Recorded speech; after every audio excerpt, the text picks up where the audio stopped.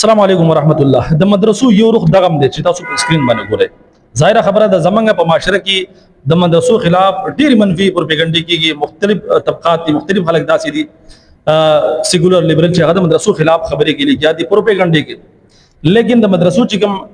اهم کار دی، د مدرسو چې کوم کردار په معاشره کې هغه خلکو ته نه ښیي، نو دا بدقسمتي ده. نو دا ویډیو چې کوم دی دا بل سره مخکې شیر کوئ، دا پیغام ورکوئ هغه خلکو ته په حیثیت مسلمان چې د مدرسو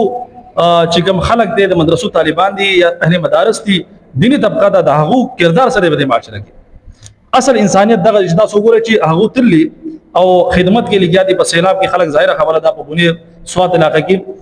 په بشمار تعداد کې چې کوم دي خاندانونو لاړو، تباه شو، شهیدان شو، کورونه ملي امید شو. لیکن په دغه حالت کې د تللی هلته کې د هغو خدمت کې او په بشمار تعداد کې هغو ته څونه ملاو شو. تاسو په سکرین باندې دا ویډیو ګورئ، دا به تاسو زه مخ ته وښیم، دا سره مکمل وګورئ چې په هغه کې باقاعده د دې ویډیو جوړه کړله او دا خبره کوي چې دا د چا امانت دی، ان شاء الله تعالی هغه ته به دا امانت رسو. دا د یو مؤمن د اصل مسلمان نشانی دغه چې په دغه ځای کې چې کله انسان ته شی ملاو شي، مال او دولت راشي چې په هغه دغه تعداد په کروڑو کې، نو په دغه ټیم کې بیا چې کوم انسان دی یا مسلمان دی هغه دغه د ایمان بیا پته لګي چې دی مؤمن دی، حقیقي ایمان یا مؤمن نه دی. لیکن بهرحال په دې ویډیو کې د مدرسو چې کوم طلباو دا کردار ادا کړل، یقیني طور پر د امانتداري یو واضح پیغام ورکړل هغه معاشره ته چې کوم معاشره کې د مدرسې چې کوم طالبان دي، اهل مدارس دي، همیشه داغو بدنامي کیږي، همیشه داغو خلاف پروپاګاندا کیږي. لیکن دا سي چهره بدقسمتي دا غره چې زمونږ په معاشره کې مخې ته نشیر کیږي. په کار دا ده چې د اهل مدارس دا چهره موږ خلکو ته وښیو چې کله آفات بلیات راځي نو په هغه کې اهل مدارس علماء کې ولاړي او بلکې کچري هغه ته د چا حق چا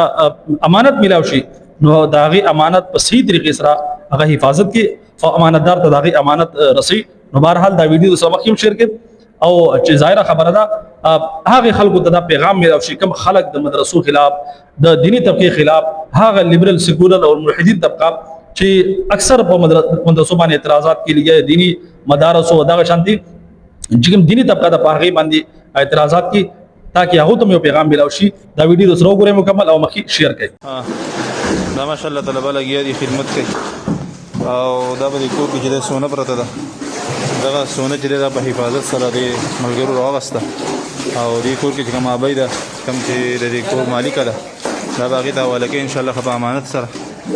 دا طلبه چې امانت او صداقت ته او دي چې کوم دی پر دې حق نه وي راغلي خدمت لدی، خو د خدمت په اړه ګډ خلک هغه غلاګانی کوي، څوک چې د پردي مالونو ته نقصانون نه سي. نو دا په حفاظت سره دي دا سونه دا ان شاء الله دی ابای ته باور کوي چې کله دا غي اطمینان جوړ شي چې او